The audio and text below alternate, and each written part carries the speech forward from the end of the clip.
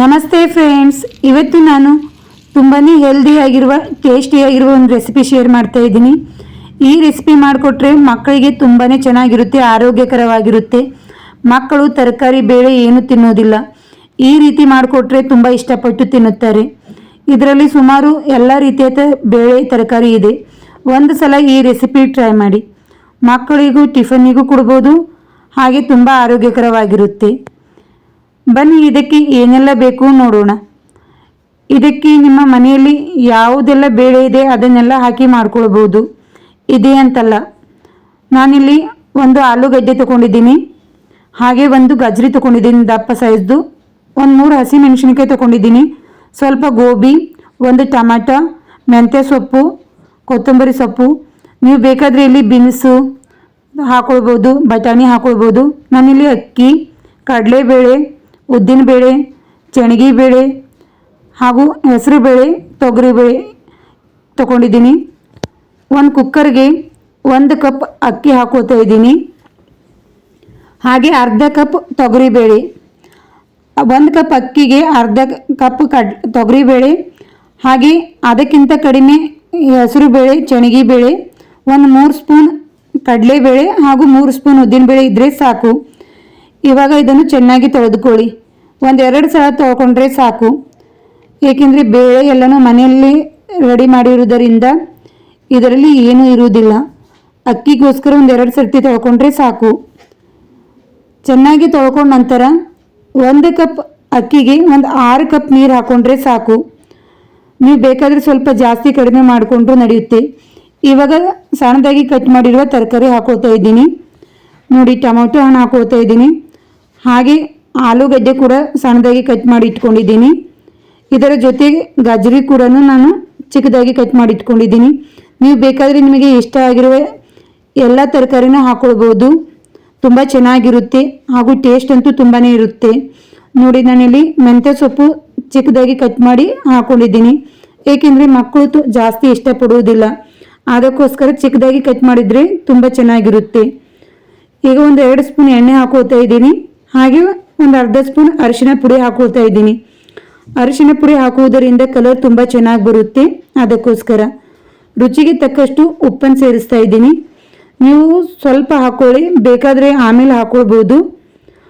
ನೋಡಿ, ನಾನಿಲ್ಲಿ 1 ಸ್ಪೂನ್ ಹಾಕೋತಾ ಇದ್ದೀನಿ, ಬೇಕಿದ್ರೆ ಆಮೇಲೆ ಹಾಕೋತೀನಿ.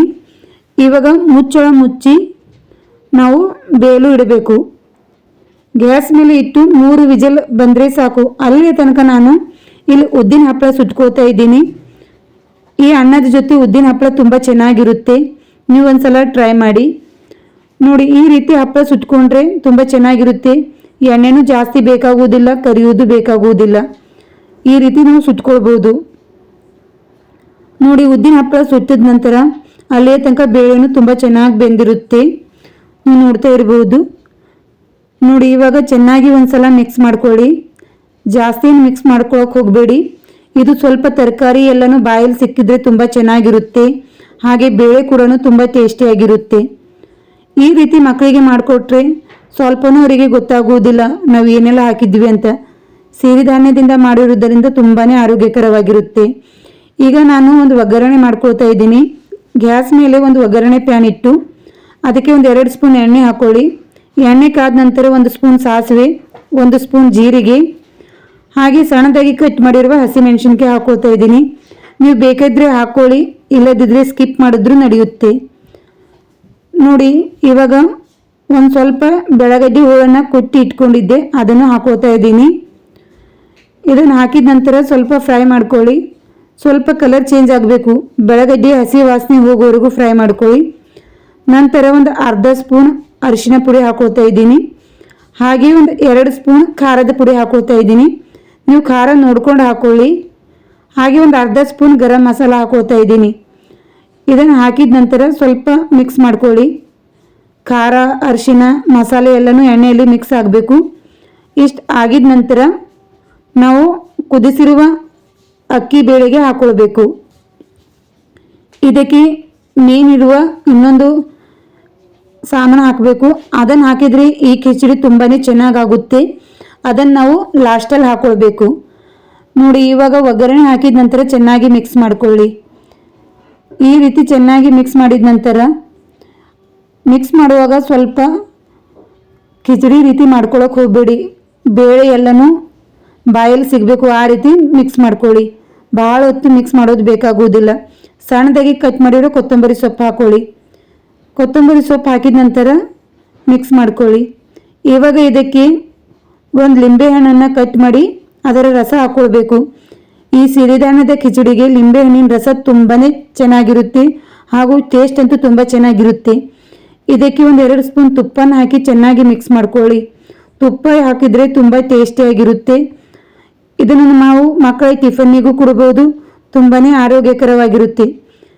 ಈ ನನ್ನ ರೆಸಿಪಿ ನಿಮಗೆ ಇಷ್ಟ ಆದರೆ ಲೈಕ್ ಮಾಡಿ, ಶೇರ್ ಮಾಡಿ. ಇನ್ನೂ ನನ್ನ ಚಾನಲ್ಗೆ ಸಬ್ಸ್ಕ್ರೈಬ್ ಆಗಿಲ್ಲ ಅಂದರೆ ಸಬ್ಸ್ಕ್ರೈಬ್ ಆಗಿ. ನೀವು ಬೇಕಾದರೆ ಇದರ ಜೊತೆ ಆಲೂ ಚಿಪ್ಸ್ ಇದ್ದರೂ ತುಂಬ ಚೆನ್ನಾಗಿರುತ್ತೆ. ಧನ್ಯವಾದಗಳು.